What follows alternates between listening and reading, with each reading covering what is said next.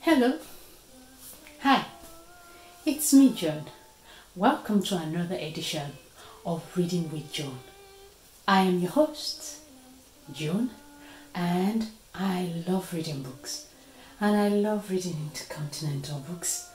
Books that are going to bring children back to the memories of their heritage. Right here in Scotland. If you want me, join me. If you want to join me, every Tuesday and Thursday, 4 p.m. and on Saturday on our Facebook page, later on YouTube, where we'll discuss about different topics that relate to us. I hope you enjoyed today's reading and I hope you have fun as you read with us every time on this program. Remember to like, comment and subscribe to our channel. Most importantly, tell somebody else about us. Hope to see you soon. It's me, Gerald. Bye. Thank you. Hi everyone. Today we're reading about a new Black and UK scientist or inventor or both today. And his name is Dr. James Jackson Brown of Hackney. James Jackson Brown was born in the St. Thomas district of Jamaica on the 9th of October 1882. His parents were considered well off as they owned an estate and were able to afford to send him to Kingston private schools. Those were York Castle and Jamaica College. And further on to Canada, where he started his medical studies. But Canadian education proved difficult, so halfway through his training, Brown decided to return to Jamaica. He then opted for England as his next destination. There, he enrolled at the London Hospital on the 22nd of September 1905 at the very start of the 20th century. After failing the second part twice, he eventually passed his examinations in October 1907. He then took on various jobs under renowned surgeons and physicians and worked for some time as a clinical clerk for Dr. Lord Dawson, who became King George V's physician. Wow, that's cool. In 1911, he took part 3, passing his examination in 1914. As J.J. Brown, MRCS, LRCP, Dr. Brown started his medical practice in the East End of London. Brown was quite popular in his neighbourhood, especially after he established an all-black cricket team, the Africs, in the 1920s. Most of the cricketers on his team were fellow professionals that he knew, such as lawyer Samuel Spencer Alfred in Cambridge, he was born in British Guyana, and Dr. John Elsendore in West London, he was born in Trinidad, and we've read about him before. As they were not an established club with its own premises, they played away on other teams' pitches most times. Dr. Brown's excellent reputation in the district was tarnished, kind of ruined, when he gave a local man a certificate that exempted him from military service. This saw Brown charged and struck off by the General Medical Council in early 1943, and he lost his right to practice medicine for issuing an untrue certificate. Wow, that was harsh. Brown died on 18th of October 1953. His death was reported in the Hackney Gazette, and the heading read, "Popular Hackney Doctor Dies." It also mentioned that he had been a friendly, well-liked man with many interests, including Freemasonry. During the Second World War, he could only work at home for St. John Ambulance Brigade, as people of colour had difficulty getting recruited. This prejudice was more prevalent in the 1914 to 1918 war, as he was refused a commission in the Royal Army Medical Corps, just because he was black. He dreamed of visiting Jamaica, telling people he was a maroon man, but he never went back. The Africs, late 20, Brown, who was in the cap, was third from the left between Vivian Harris in St. Lucia or Antigua, and G.R. Massano to Brown's left from Trinidad, who practiced in East Ham. That's talking about this picture right here. Summary. This is an earlier example of how difficult life was for people of colour. But once again, their resilience comes shining through, and they even managed to have a little enjoyment on the way. Multifaceted career means always moving forward, but more importantly, helping others along the way. He serves as a fine example to us all.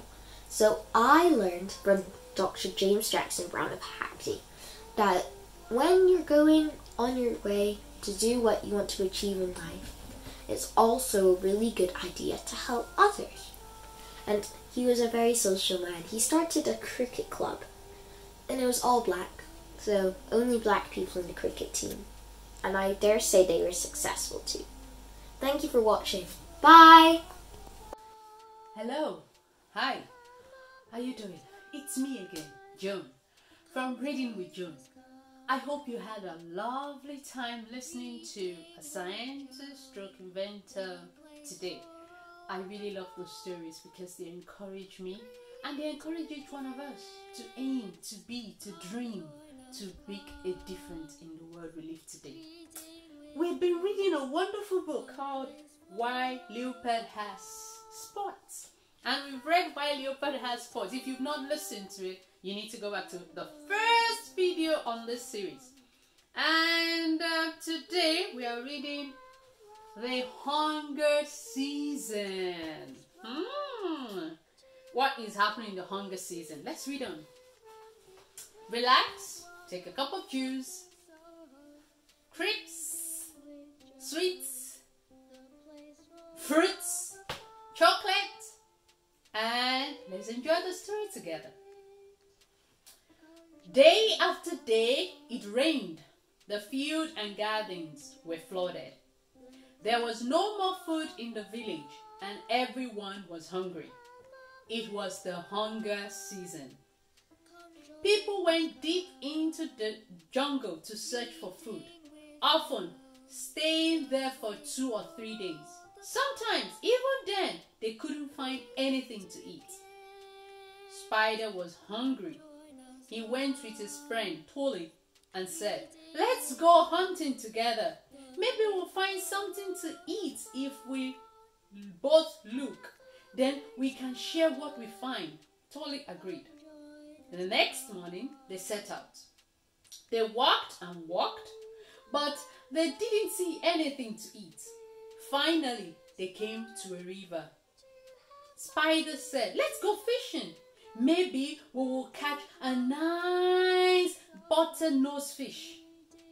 They wove a long fish net out of a palm leaf and started waddling up the river, dragging the net behind them. They went far upriver, but they didn't catch anything. Then they waded down river. All they caught was a tiny shrimp. "This isn't enough," said Tully, "but half a shrimp is better than nothing." They made fire and boiled some water. While the shrimp cooked, Spider thought, "That shrimp isn't enough for 2 people to share. If I eat my half, I'll still be hungry.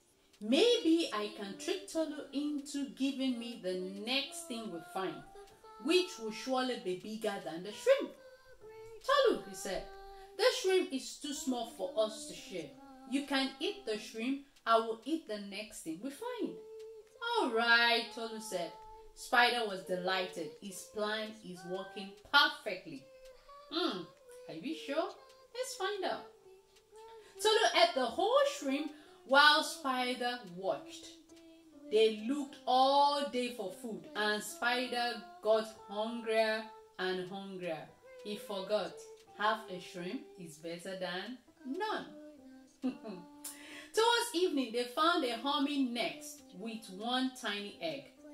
"It's not fair," Spider grumbled. "Why not?" said Tolu. "You can eat egg because I have had the shrimp. I'll stick to agreement." Spider said, "This hummingbird is even smaller than the shrimp. You should eat the humming egg too. The next 2 things will be mine." Tolu said, "Well, okay." If you think that's more fair, we'll do that. Then Tolu boiled the egg and ate. It was small, but at least it was something. The next day, they went farther into the forest and still couldn't find anything to eat. Just as they were about to turn back, they saw an eagle nest on top of a tree. The baby eaglet poked his head out of the nest, and Mama Eaglet was nowhere in sight. "That's mine!" shouted Spider. "I can get the eaglet easily." "He's too young to fly. The eaglets would make a good meal. Much more better than shrimp and an humming egg put together." He climbed up the tree. Hand over hand, the spider could see the nest just above him. He was thinking how smart he was. But as the spider reached up to the nest, Mama Eagle plunged out of the sky and grabbed the spider in her tontos. "Oh no! Help! Help!" Spider screamed. "There is nothing Tutu could do." Eaglet soared over to the river and dropped the spider. He landed on the sandy bank. Spider was stunned. The next thing he knew, Tolu was shaking him and calling, "Are you all right, Spider?" Spider stood up, moved his hands and legs. "I'm lucky I landed on the soft sand," he said. "It saved my life." He got up slowly and started back to the village with Tolu. When he saw something in the rick that took his breath away, it was the top of a huge shining ostrich egg. The bottom was buried in the sand. Tolu turned to see what Spider was looking at. "Don't touch the egg," Spider said. "Don't even look at it. I lost the eaglet, but its egg is mine. We made an agreement that the next two things we find will be mine, remember?" "Yes," Tolu said sadly. He was disappointed. He had to stick to his words. "This egg is too big to boil," Spider said. "I would have to roast it right here where it is, as it has shell." Spider built a huge fire around the egg.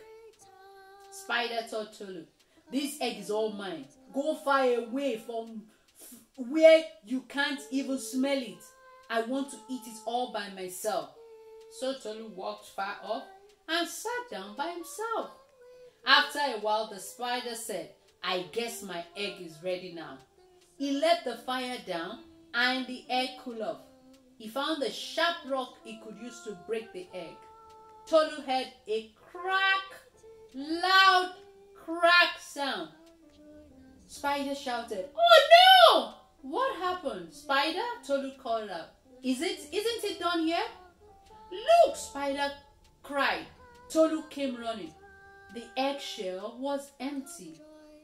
The baby ostrich had hatched long ago and walked away, leaving only the top of the shell in the sand. Spider had nothing to eat. Since that day, Spider always shares what he has, even when it was very, very small. Kids, did you learn anything from that story? I did learn a lesson. What lesson did you learn? I can tell you mine.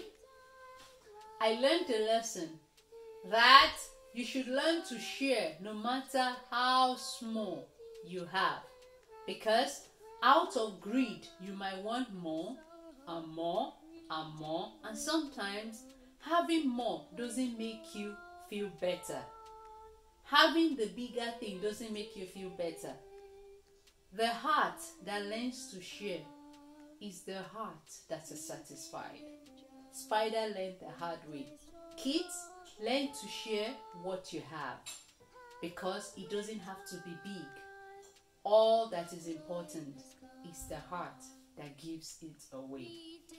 I hope you learned an important lesson like I did.